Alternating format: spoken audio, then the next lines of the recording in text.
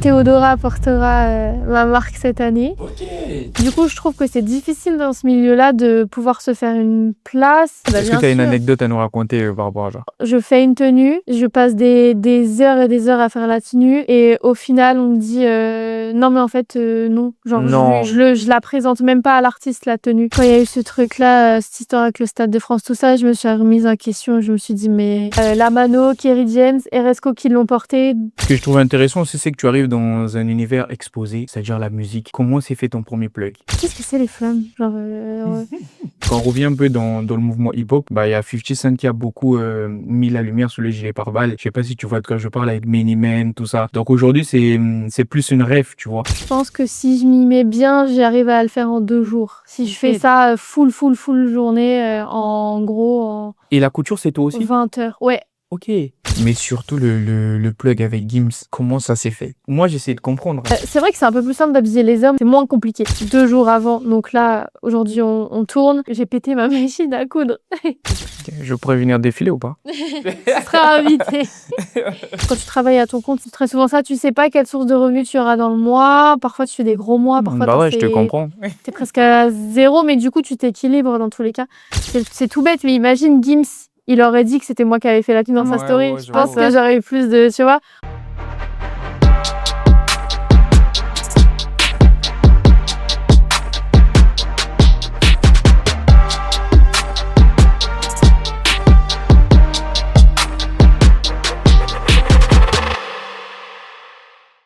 Bienvenue dans Contrôle et j'espère que vous allez bien. Aujourd'hui, on reçoit une personnalité que même moi, je connaissais pas il y a quelques semaines. Elle a travaillé avec des grands artistes comme Gims, RSCO. Je vous présente Manon Gauthier. Comment vas-tu, Manon? Ça va et toi? Ouais, ça va, merci. La forme? Ça va, bien accueilli, mais ça c'est sympa. Ok, t'as pas eu de galère quand t'es venu? Non, rien? Non, ça va, tout va bien. Ok, c'est quoi un peu ton programme de la journée aujourd'hui? Bah là, je suis venue ici et après je pars au Zénith habillée JK West. J'ai fait une tenue, il performe ce soir, donc après je file là-bas. Ok. En fait, aujourd'hui, le but, c'est de comprendre un peu comment t'en es arrivé là et aussi que les gens comprennent un peu comment ça se passe dans le système. Donc, on va commencer par la jeunesse. Déjà, d'où tu viens, tout simplement. Et moi, je viens de Niort. Je suis née là-bas. C'est entre Poitiers et La Rochelle. C'est en Deux-Sèvres. Ok. Donc c'est genre à 4 heures de route de Paris. C'est pas la région parisienne. C'est un village à côté de Niort. Donc j'habite vraiment, je viens de la campagne, quoi. Ok. Mais du coup, Voilà. comment t'as grandi? Bah, moi donc j'ai grandi, j'étais dans ma maison avec ma petite sœur, donc ouais, à la campagne. J'ai pas trop connu du coup genre la ville et le paysage que j'ai maintenant de Paris. Et puis après, au fur et à mesure, en grandissant, avec les études, tout ça, j'ai changé un peu de ville. Je suis allée à Tours et là maintenant je suis sur Paris. Ok. Là, carrément, tu parles des études. T'as fait quoi comme études? J'ai fait un bac art appliqué. Ok. Ça s'appelait SCD2A. C'était l'année du Covid, donc je l'ai pas passé, mais je l'ai eu. Après, je suis partie à Tours pour faire un DN Mode, c'est Diplôme national des métiers d'art et du design, donc dans la mode, où là j'ai appris à coudre, j'ai appris tous les aspects un peu autour de la mode, même un peu de com, tout ça. Et à ma dernière année, je me suis lancée à mon compte. Ok. Et après ça, je suis montée du coup sur Paris. Et maintenant, ça fait 3 ans que je suis à Paris et que je travaille à mon compte du coup. D'accord. En t'entendant parler, j'ai l'impression que tu savais déjà ce que tu voulais faire en vrai. Est-ce que tu as eu des influences quand tu grandissais? Euh, Pas vraiment, dans le sens où ma famille n'était pas du tout dans la mode. Le milieu où j'étais géographiquement non plus. C'était plus à travers le sport. Je faisais beaucoup de sport. Je fais du curling bâton. Et C'est quoi? Je connais pas. tu vois les majorettes? Non plus. Ok, bon. En gros, c'est comme de la GRS un peu. Ok. La GRS, elles font ça genre avec un cerceau, avec un ballon et tout. Ben nous, c'est avec genre un bâton. Ok. Et tu fais une performance, genre tu peux faire en individuel, en duo ou en équipe. d'à peu près 3 minutes où tu fais de la gym, de la danse et le maniement du bâton, Mais genre c'est tu lances le depuis que t'es bâton. petite que tu faisais ça? Ouais, c'est ça, depuis que j'ai 3 ans, je faisais ça et en gros, donc pour ce sport, on a besoin de juste au corps et en fait, j'aime bien dessiner justement, les justes au corps, pour mes performances et cetera et après, je voulais aussi savoir les faire et je me suis rendu compte que j'aimais bien, dessiner et après voir le truc concret, sur une personne, tout ça et je me suis dit: «Je voulais aussi apprendre à coudre» parce que OK. j'ai appris à coudre très tard, du coup, genre à l'école. Et t'avais quel âge? J'avais 17 ans, OK. donc ouais. J'ai toujours aimé un peu genre, la mode, les strass, les paillettes, tout ça, mais j'ai pas grandi dedans en mode on m'a appris Mmh. à coudre, tout ça, en tout cas. Mais à quel moment tu t'es dit, c'est ça que tu voulais faire? Bah, en fait, déjà, quand je suis partie dans un bac, où j'avais une filière, arts appliqués, je savais que je voulais être un peu dans le domaine artistique parce que OK. j'ai quand même toujours aimé dessiner et après je savais pas trop. Je sais que genre j'ai fait un stage en architecture, Et donc c'était des vêtements que tu dessinais ou autre chose? bah, pas forcément justement. Il y avait des vêtements, mais sinon pas tant que ça parce que genre, dessiner une silhouette, je suis hyper nulle, genre c'est un peu, disproportionné tout ça, donc souvent il y a des trucs que je décalquais et tout. Mais c'était plus, je dessinais, je sais pas, genre, une image que je trouvais jolie, j'allais la reproduire, m'entraîner, dessiner et tout. Après, si, il y avait les petits carnets genre top model, c'était en mode il y avait des figurines et toi tu devais dessiner leurs Ouais, je vois, vêtements ouais. et tout.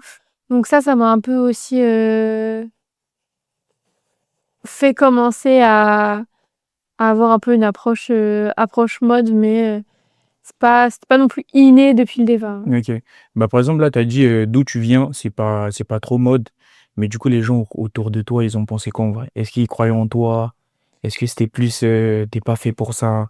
Bah, je pense que tout le monde a un peu découvert aussi. Enfin, du coup, ma famille, m'a, genre toujours soutenue, tous mes potes, enfin genre, j'ai toujours été soutenue, mais je savais pas trop où j'allais non plus et eux savaient pas forcément trop à quoi s'attendre, les gens qui viennent de chez moi, chacun, trace sa route, crée il y en a qui se lancent aussi, mais dans différents domaines.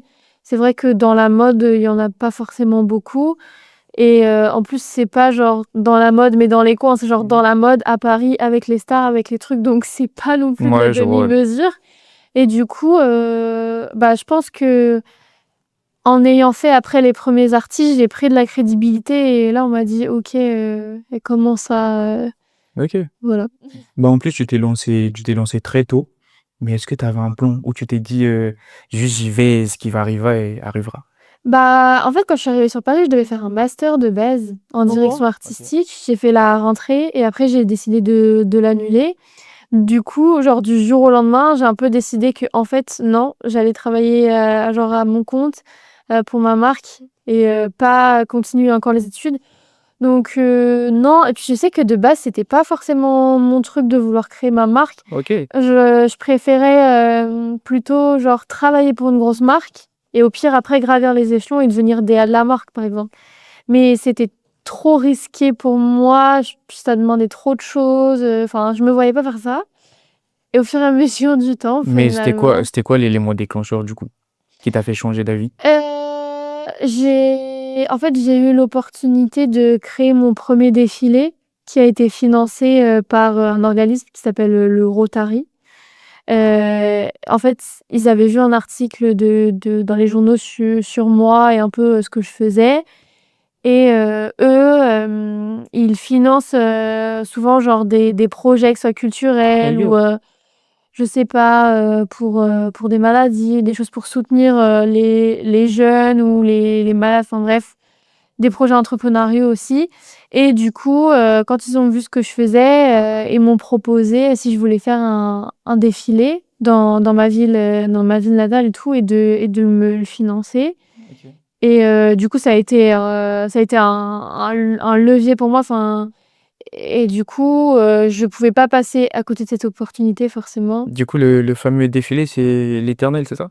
Non, le premier Non? c'est Le Soleil. Ok. C'était en 2023, c'était le 1er ouais, juillet 2023 et j'avais fini mes études, un mois avant, genre. D'accord. Du coup, voilà, j'ai créé cette collection-là à côté de mes études. Mais franchement, moi, j'ai essayé de jeter un coup d'œil aussi.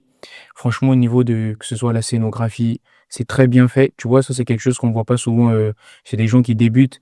Mais du coup, moi, ce que j'aimerais savoir, c'est que toi, à ce moment-là, comment tu fais pour avoir, enfin, pour faire tout ça, tout simplement? Est-ce que tu as Heu, été accompagnée? Est-ce que tu l'as fait toute seule? ouais, je vois. Bah, j'ai en fait, je le fais toute seule, mais après j'ai de l'aide à droite, à gauche, bah, la famille, les amis, j'ai des gens parfois que je prends en stage, tout ça. Officiellement, je suis toute seule. Après, parfois, j'ai des stagiaires, mais sinon, j'ai pas de salariés ou d'associés ou quoi que ce soit. J'ai quelqu'un, j'ai un bras droit, genre mon manager qui, lui, gère un peu, genre, les contrats, l'aspect un peu business, le site internet, choses comme ça que moi, je ne maîtrise pas. Mais voilà, après, j'ai appris beaucoup sur le tas, du coup, on n'apprend Bah pas ouais, ça à l'école j'imagine. de Ouais, faire ouais, son c'est vrai, ouais. défilé, voilà, quoi. Donc j'ai appris sur le tas et après d'année en année, je sais ce que j'ai mal fait, que je dois améliorer, tout ça. Donc j'apprends aussi, parfois en échouant finalement. Mais ouais, voilà. Tout en restant sur ton premier défilé, ben déjà, après le défilé, comment ça se passe? Est-ce que tu as des portes qui s'ouvrent? Est-ce que tu as des bons retours? Est-ce que tout s'est passé comme tu l'imaginais? Pour le premier Ouais. le premier c'était très difficile et délicat. Du coup, il était, dans ma ville natale à Celles-sur-Belle. Mhm. J'avais pas encore fait sur Paris parce que j'étais pas encore installée là-bas. Et le lendemain matin de mon défilé, j'ai perdu mon papa. Ok. Du coup, forcément, ça a un peu brouillé les plans d'après parce que j'avais forcément aucune force mentale pour, genre, gérer le après défilé. Ouais, je comprends. Mais du coup, les gens m'ont soutenue déjà, genre, après le défilé, ils avaient été épatés, tout ça et après cette épreuve aussi, j'ai été énormément bien entourée et soutenue.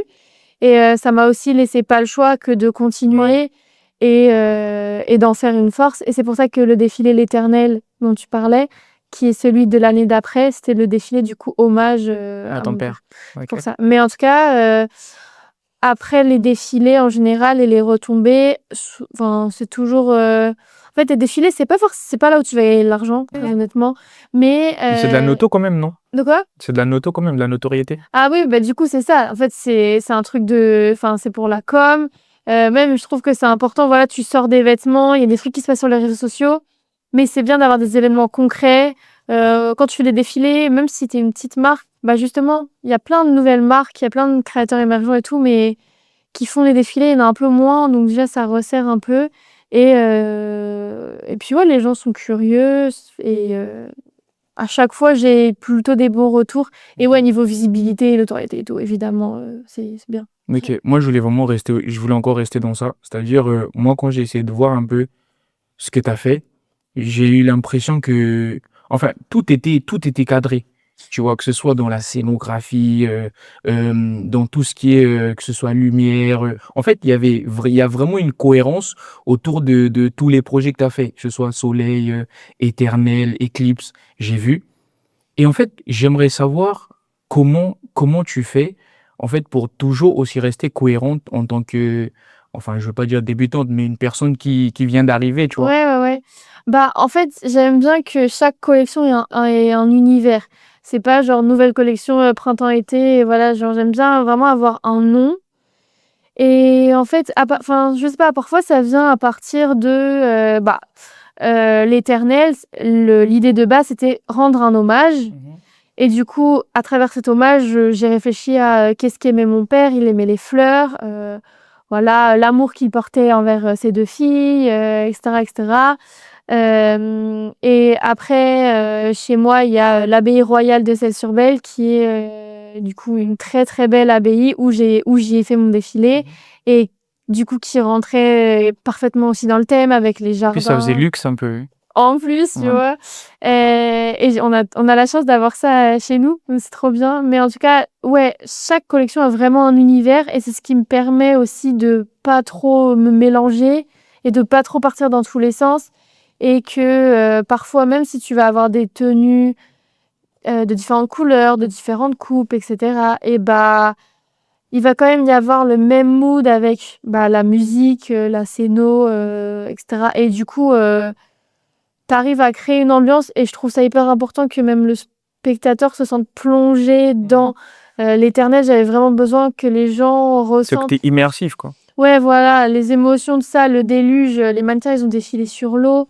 Il y avait, ouais. Et puis j'aime trop faire ça. Enfin, du coup, c'est ça. De base, je fais de la couture et des vêtements, mais même juste d'imaginer aussi et Ouais. réfléchir le tout et comment tu mets en scène et en valeur tes vêtements, je trouve ça hyper intéressant et c'est trop cool de créer son univers. Et quand t'as carte blanche parce que c'est ton Ouais, truc, ouais, c'est ton truc, c'est ouais. trop bien. Mais, Du coup, mais après, tu sais, aujourd'hui, on romantise beaucoup quand ça marche. Mais c'est quoi les vraies réalités quand tu arrives, quand tu c'est commences? tout autre. C'est tout autre.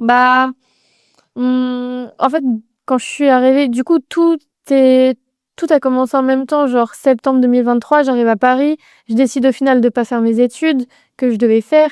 J'arrive enfin, je suis lâchée dans un milieu où j'y ai étudié, mais à part quelques stages, Ouais. je suis pas non plus hyper ancrée dedans. J'avais quelques contacts, mais voilà. Et puis, même vivre à Paris en général, même si c'est pas dans la mode, je ne connaissais pas la ville. Donc, très difficile. Et en fait, après, mais j'apprends encore aujourd'hui, genre, les contacts, le réseau, etc. Il faut se faire, faut s'en faire. Après, tu te fais des amis et tu te fais, je dirais pas des ennemis, mais en tout cas, t'as. On fait de la concurrence, quoi, non? Ouais, alors oui, t'as cette histoire aussi de concurrence, mais et du coup, je trouve que c'est difficile dans ce milieu-là de pouvoir se faire une place quand t'es jeune aussi. Au début, on te prend pas trop au sérieux quand on te voit comme ça. Puis c'est quand on va voir ce que t'as fait ou que et du coup, t'es obligé de prouver en fait. Alors que moi, c'est pas spécialement mon truc de base. En fait, t'es dans un milieu où t'es obligé de prouver pour te faire remarquer tout ça. Et puis même, je trouve que en tant que femme. Oui, Moi qui j'allais te bosse poser la question beaucoup, aussi, ouais. ouais, voilà, moi qui bosse beaucoup avec des artistes et genre des rappeurs, t'es la petite jeune, puis souvent la seule en plus. Mais après, ça me pose pas de problème, mais c'est vrai que c'est différent et faut se forger de caractère aussi parfois et tenir tête à des gens qui vont pas pas forcément trop te respecter, pas en tant que personne, mais plus genre ton travail, qui vont négliger le temps que tu passes et qui Ouais. se rendent pas compte que la tenue, oui, elle vaut tant, mais c'est parce que je passe jour et nuit blanche parce que tu me préviens, pardon, 3 jours à l'avance pour faire une tenue. Donc Ouais. oui, c'est ce prix-là et c'est tout travail mérite salaire en fait. Donc Est-ce que tu as déjà eu ce genre de truc? ouais, Est-ce que bien tu as une sûr. anecdote à nous raconter par rapport à ça? Une anecdote, c'est toujours un peu délicat, mais je sais que une fois j'ai fait une tenue pour un stade de France. Ok. Et c'était qui l'artiste? En fait, je pourrais pas dire. Ok, ok, ça marche, y a pas de souci. C'était pour un stade de France l'année dernière. Il n'y en a pas 15 des artistes pour le stade de France. Mais en vrai, c'est pas un problème avec l'artiste dans tous les cas. Mais genre, je fais une tenue. Je passe des heures et des heures à faire la tenue et au final, on me dit non, mais en fait, non. Genre, Non. je la présente même pas à l'artiste, la tenue. Genre, au final, la personne ne voulait pas la présenter à l'artiste. Et bah, moi, genre, dès que j'ai mis 15 ans à la faire, je comprenais pas, surtout qu'on avait tout validé avant et surtout que je l'avais fait gratuitement. Ok. Mais toi, Et comment tu le travailler prends en vrai? gratuitement pour un stade de France, enfin, on te dit qu'il n'y a pas de budget.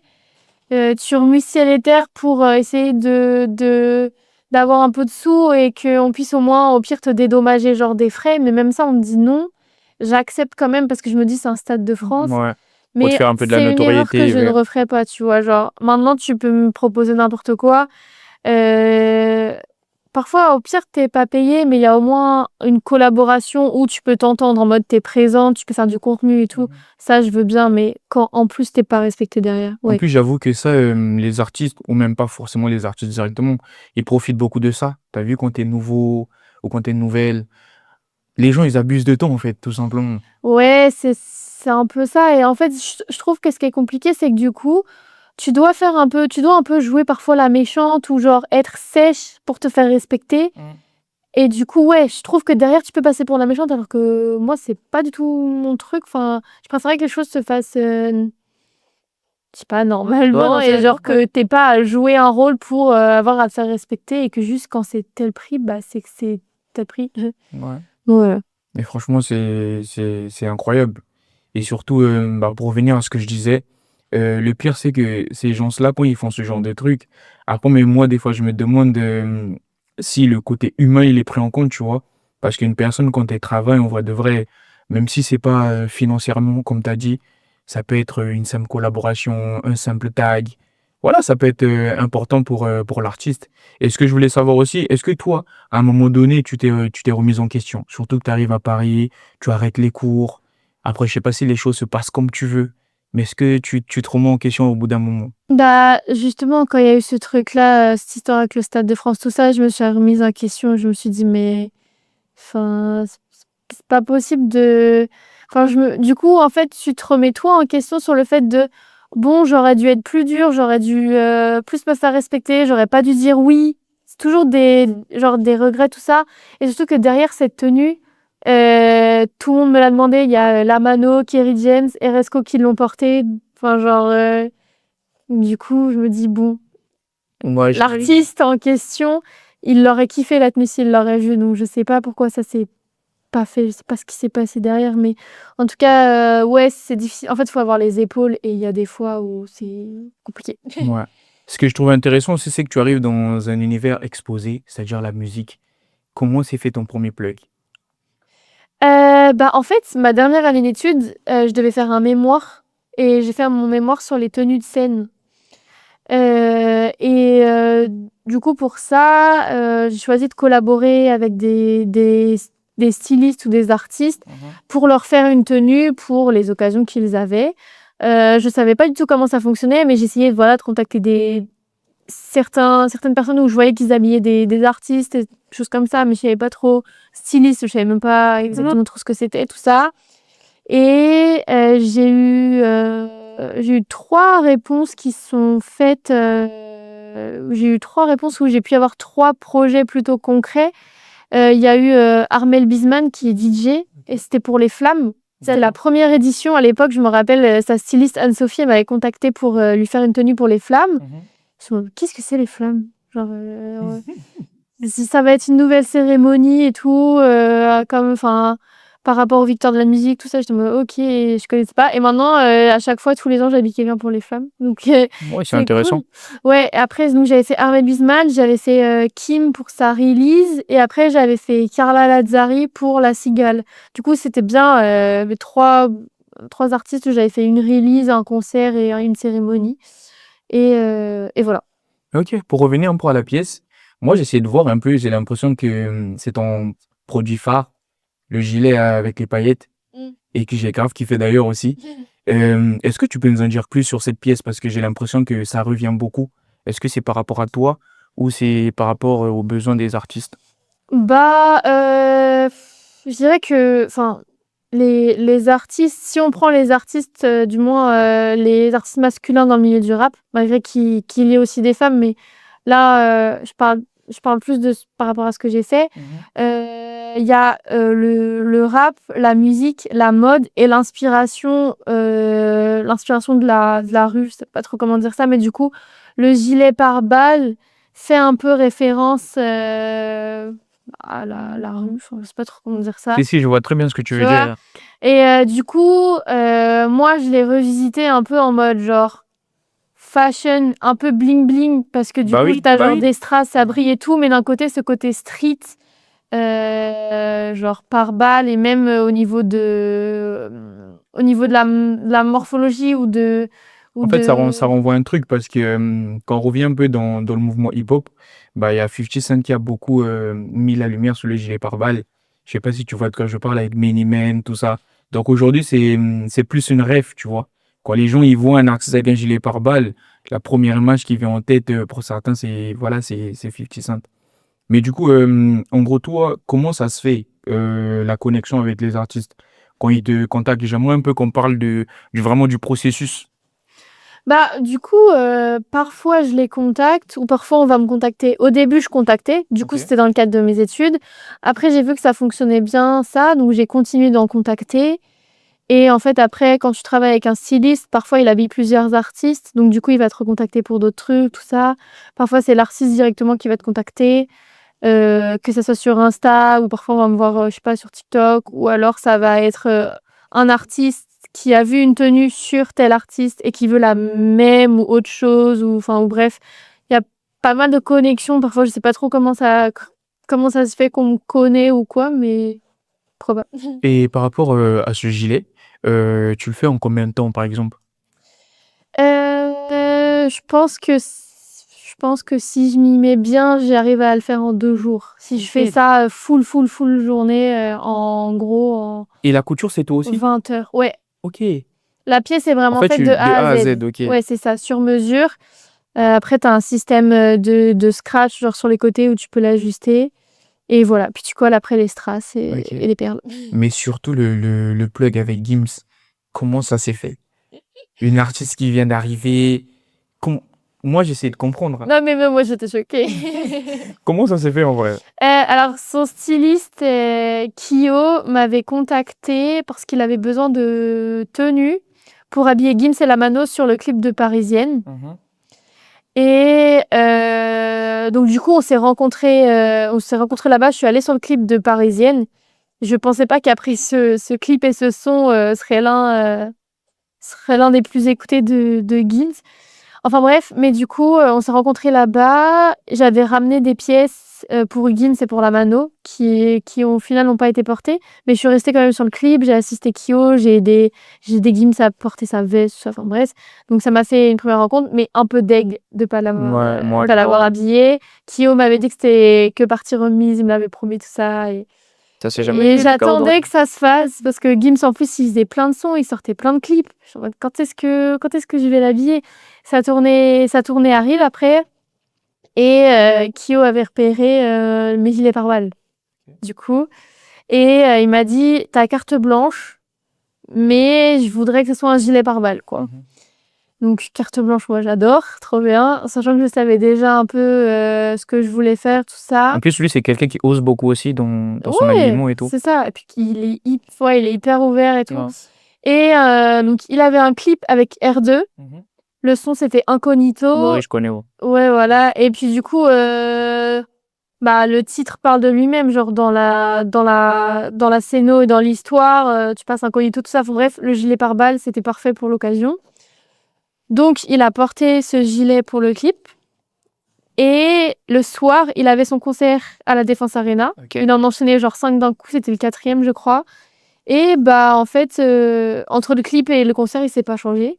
Ok. Il enchaînait. Bah Et ouais, du coup, j'imagine. il l'a porté le soir aussi au concert. Donc, double dose pour moi. Bénef. Donc, c'était cool de voir. J'aime bien aussi quand on voit mes tenues pendant un clip parce que ça reste Ouais, c'est sur vrai. le temps. Et sur un concert à la Défense Arena, la plus grosse salle d'Europe, devant 40 000 personnes, Eh ben ouais. t'es content aussi. Donc, du coup, voilà comment ça s'est fait. Mais est-ce qu'après Gims, ça t'a grave ouvert des portes?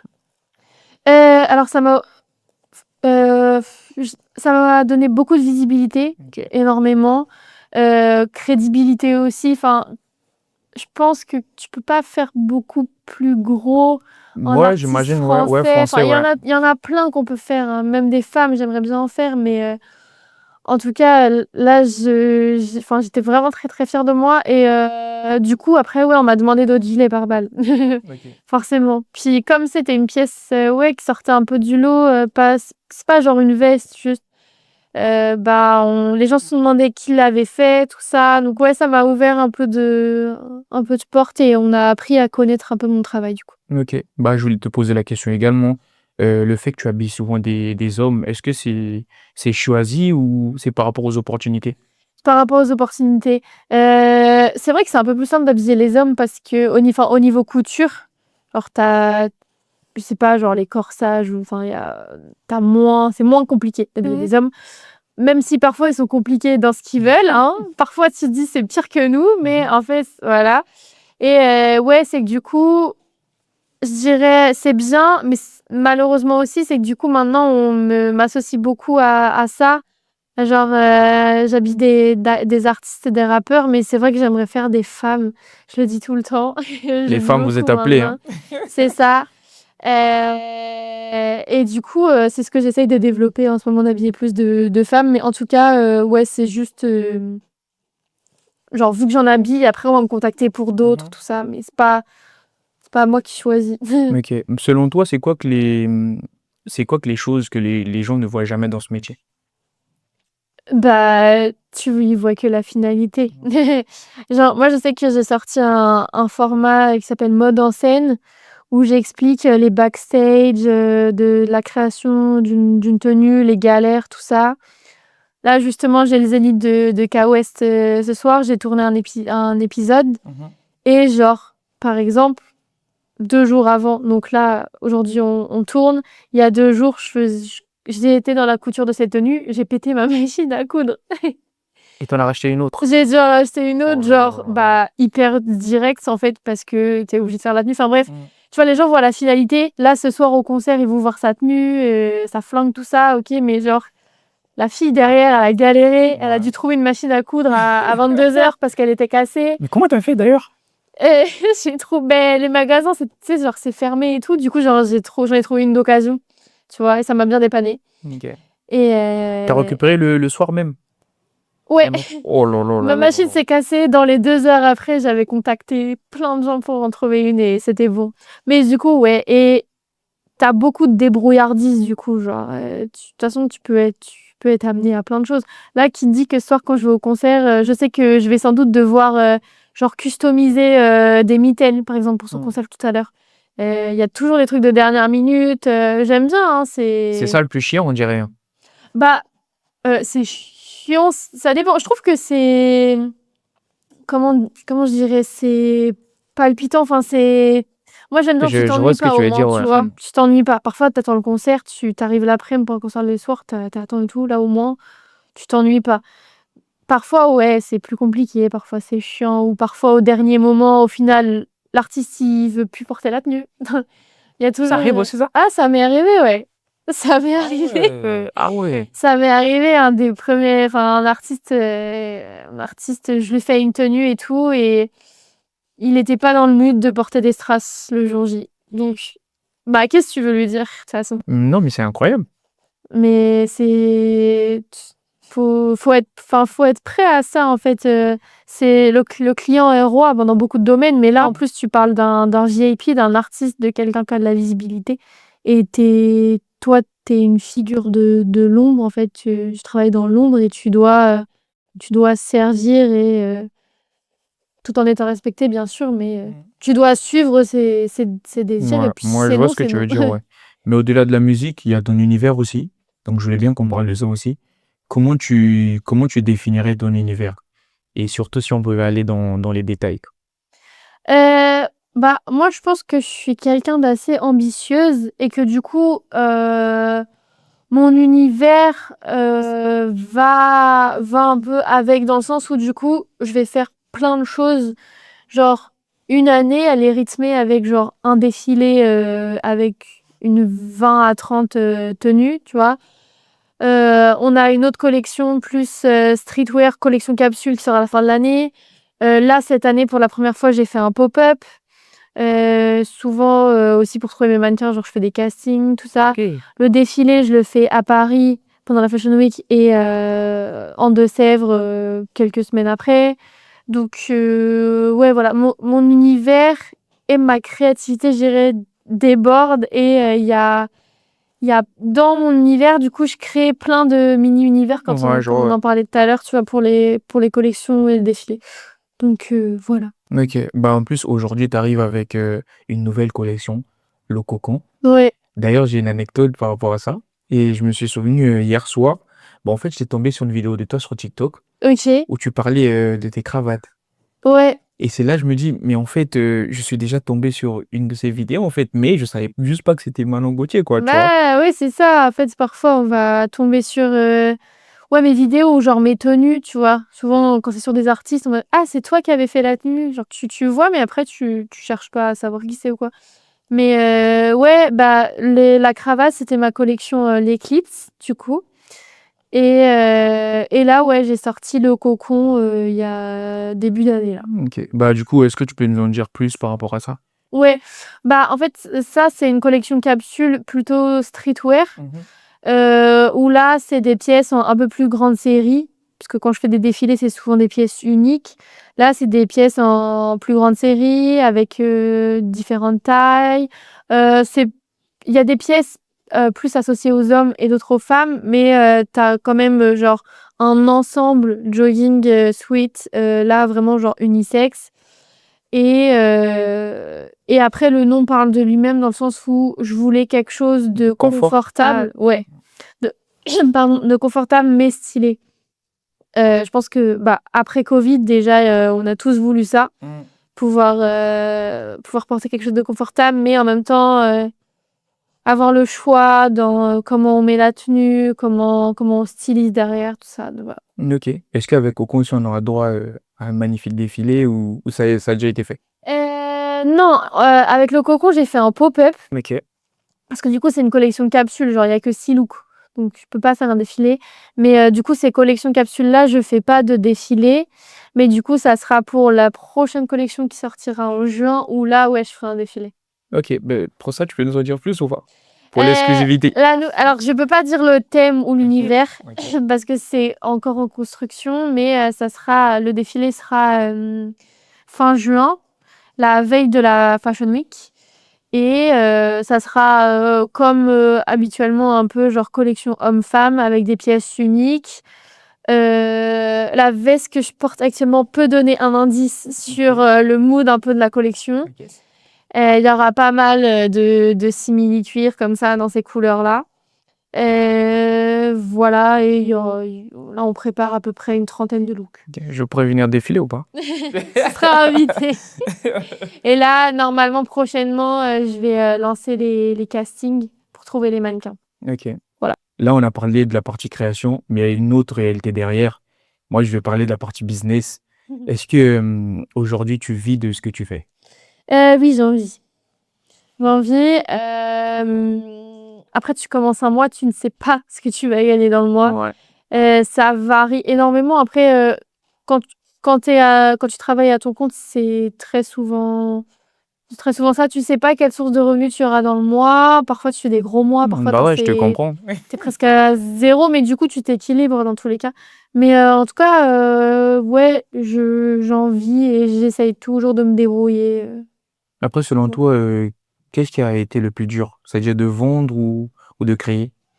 De vendre. Parce que de créer, pour le coup, j'ai toujours de l'imagination.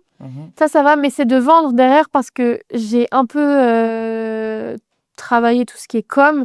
Et dans tous les cas, genre maintenant, Insta, TikTok, tout ça, enfin, même si tu t'as pas étudié, tu sais comment poster sur TikTok ou Instagram. Donc voilà, mais après, c'est plus niveau marketing, tout ça, où genre, je suis toute seule à faire tout ça. Et du coup, c'est compliqué parfois de se Ouais, focus j'imagine, vraiment ouais. sur... Parce que tu as le produit. Le produit, il est... Enfin, à mon sens, il est plutôt bon. Mais il faut arriver à le vendre derrière et à Bah oui, communiquer j'imagine, ouais. dessus. Et parfois, c'est un manque un peu de temps. Et du coup, qui fait que bah, forcément, tu vends moins parce que tu pas assez communiqué dessus. T'as pas réfléchi assez à ta stratégie, tout ça. Donc pour moi, ouais, le plus dur, c'est de vendre. Derrière, ça demande du temps. Et aujourd'hui, est-ce que les réseaux sociaux, c'est aussi dans tes gains ou pas? Ou pas encore? Est-ce que j'ai de l'argent avec la création de contenu? Ouais, c'est ça. Non, parce que j'ai pas les 10 000 abonnés sur Ok. TikTok. Donnez-lui les 10 000 abonnés. Je te jure, c'est tout bête, mais ouais, c'est vrai que ça serait bien. Non, parce que j'ai pas... Enfin, tu vois, je me montre un peu sur les réseaux, parce que c'est bien aussi qu'ils identifient la personne, mais je suis pas créatrice de contenu non plus, comme les créateurs de contenu mode, tu vois. C'est plus designer qui promeut ce qu'elle fait que créateur de contenu. Après, pourquoi pas, hein. Mais en tout cas, non, je gagne pas d'argent avec les réseaux sociaux. Déjà, par rapport à tout ce que tu nous as dit, par rapport même aux galères que tu as eues, aujourd'hui, tu le fais plus par passion ou c'est un combat au quotidien? C'est de la passion parce que quand tu vois les heures que je peux y passer, parfois pour, bah, justement, tu gagnes pas forcément d'argent, mais c'est de la passion. C'est un métier de passion et genre, je me rends compte aussi de la chance que j'ai de vivre de ça et que mon métier, ça soit ce que j'aime. Parce que je sais que c'est pas Ouais, forcément le cas c'est pour pas tout tout le le monde. monde. Ouais, c'est ça, ouais. Ouais, c'est ça, tu travailles à ton compte pour toi, à tes horaires que tu souhaites pour faire ce que tu veux, ce que t'aimes, ce que t'as envie. Enfin, c'est trop bien. Ok. Aujourd'hui, ça se trouve, tu fais tout ça par rapport à une vision que tu as. Si on parlait un peu de ta vision dans 2 ans, par exemple, où tu te vois dans 2 ans? Dans 2 ans, bah, j'aimerais bien parce que là, jusqu'à maintenant, les choses vont dans la continuité d'eux. Ça avance à son rythme, tout ça. Mais c'est vrai que j'aimerais bien qu'à un moment donné, ça y a un boost en plus. Il y a toujours le coup de boost de le nouvel artiste que j'habille, tout ça. Mais j'aimerais vraiment que mes collections et mes défilés deviennent vraiment de plus en plus comme un rendez-vous où on découvrirait ma nouvelle collection et que il y ait plus d'engouement et enfin en fait surtout plus de visibilité en fait. Ok. Ça amènera le reste. Mais du coup dans 2 ans je me vois toujours dans tous les cas ici à Paris à faire les artistes, plus de femmes du coup et un défilé mais avec plus d'ampleur et pourquoi pas avoir mon entreprise avec quelques salariés et un Ouais, atelier. ouais, je vois. Ouais. Mais du coup, tu penses, selon toi, qu'est-ce qui fasse que, enfin, tu n'exploses pas comme il se doit? Heu, honnêtement, je sais pas.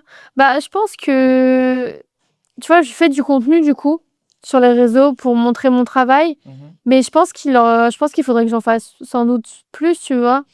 Après parfois, tu vois, c'est tout bête, mais imagine Gims, il aurait dit que c'était moi qui avais fait la tenue dans sa Ouais, story. ouais, Je je pense vois, que ouais. j'aurais eu plus de tu vois? Après, ça, c'était pas dans le deal ou quoi. Enfin, c'est juste ils le disent pas parce qu'ils ont enfin, certains artistes vont mentionner le créateur et d'autres ne le font pas parce que c'est pas une obligation non plus.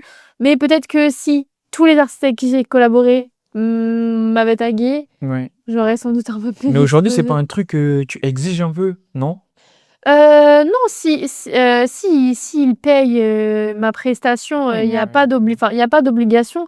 Puis, parfois l'artiste va même pas forcément savoir qui c'est. Gims Ouais. savait que c'était moi parce que de toute façon on s'était vus et rencontrés, mais après tu sais, il avait pas forcément mon Insta ou quoi. Je pense surtout qu'il avait pas le temps et mais ouais, je pense qu'aussi parfois et au début, c'était un peu, par pudeur ou timidité ou j'étais intimidée et genre je demandais pas, parce que tu sais, au début, tu travailles avec des gens que tu as écoutés, que Ouais, tu écoutes si, je vois, ouais. et du coup, c'est hyper intimidant. Tu as Mmh. l'impression d'en demander trop alors que pour la personne, c'est 3 fois rien Ouais.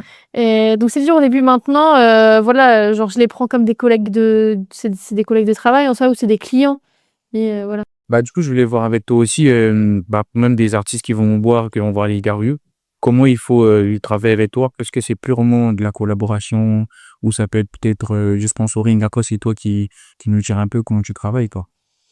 Ouais, bah, en général, on contacte genre sur Insta ou mail et après, on échange plus sur WhatsApp ou genre, on s'appelle avec le styliste, l'artiste ou l'équipe, et cetera. On voit un peu les besoins, genre pour quel événement, pour quel projet, et cetera. Et après, c'est beaucoup, voilà, donc tu as ton concert. Qu'est-ce que tu voudrais véhiculer comme image? Quels sont tes goûts? Heu, qu'est-ce que je sais pas, la couleur que tu aimerais? Enfin bref, c'est un peu des trucs comme ça et après moi, à partir de ça, je fais un dessin, des inspi, Pinterest, tout ça ou parfois on me laisse carte blanche carrément, donc voilà et après, c'est un devis, en fait. Donc les artistes vont me donner leur budget ou alors parfois il y en a pas forcément, mais moi j'envoie mon devis et voilà. Ok. Et aujourd'hui, est-ce que toi, tu as un rêve que tu aimerais atteindre? Heu, bah, dans des petits objectifs à court terme, enfin, là, je dirais prochainement, j'aimerais beaucoup habiller des femmes, je l'ai dit 20 000 fois. Mais voilà, je sais que normalement Theodora portera, ma marque cette année. Du coup, voilà. Et après, bah, j'aimerais, être à la tête de mon entreprise avec des salariés, avec un vrai atelier et une équipe autour de moi. Ouais. Et donc, du coup, je sais qu'après, ça m'amènera plein de choses, genre travailler avec de plus gros artistes, faire sites internationaux, faire des défilés à une plus grosse échelle aussi. Donc, voilà. Ok. Tout à l'heure, tu nous parlais du concert. Ouais. Est-ce qu'il y a moyen que tu nous montres les tenues? La tenue, ouais. Alors, c'est la tenue, du coup, merci pour DJK West. Donc, elle reprend, en fait, le fameux gilet pare-balles que j'aime bien faire. Et là, on est parti sur une inspi genre cuir, simili-cuir, un peu. Je sais qu'il y a une partie du concert où c'est un peu moule genre motard. D'accord, ok. Donc ouais, parce qu'il a les danseurs, tout ça. Et voilà. Après, au niveau du design, bah du coup, c'est comme mes designs récents avec Gims, toujours avec ces clips là qui matchent bien avec les strass. Après, tu vois, genre, on règle avec des strass. Je sais que pour RSCO, j'avais écrit genre Jeune Prince derrière, voilà. Et puis là, ça sera son petit pantalon avec les rappels de strass. On mettra ça tout à l'heure, j'ai hâte. Bon, super. Ouais. Juste pour terminer, est-ce que tu as un dernier mot à dire ou même qu'est-ce que tu pourrais dire à quelqu'un qui aimerait se lancer dans le stylisme, par exemple?